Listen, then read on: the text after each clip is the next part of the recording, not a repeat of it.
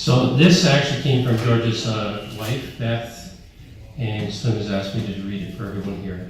To all of George's friends in Tweed on Thursday.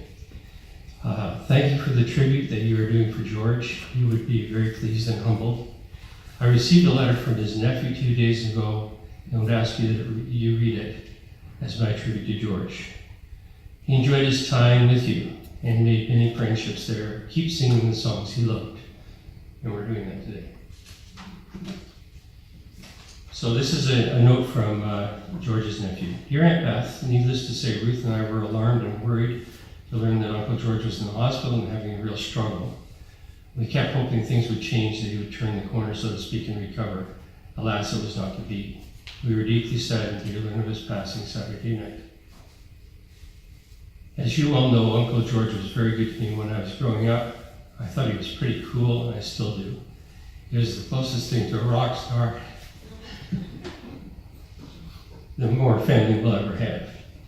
I have so many fond memories of Uncle George. I can see clearly in my mind's eye the night in Milford when he sat down and drew out 4 or 5 basic guitar chords for me and showed me where to place my fingers on strings.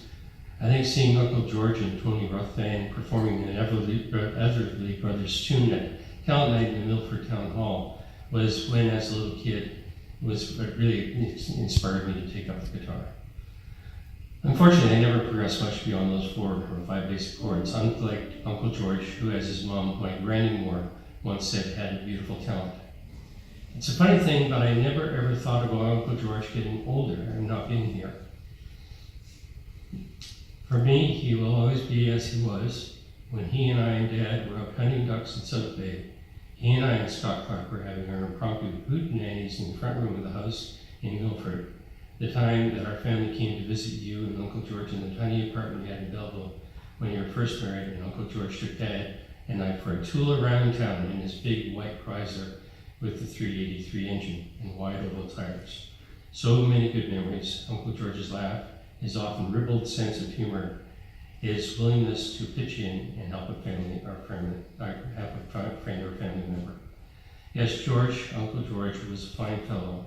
And even though we haven't been in touch for a number of years, I've thought of him and you often, and recall with fondness the visit the 4 of us had when we passed through Sudbury. And that's the note that Beth has asked us to read. Thank you very much. Thank you very much, Bob.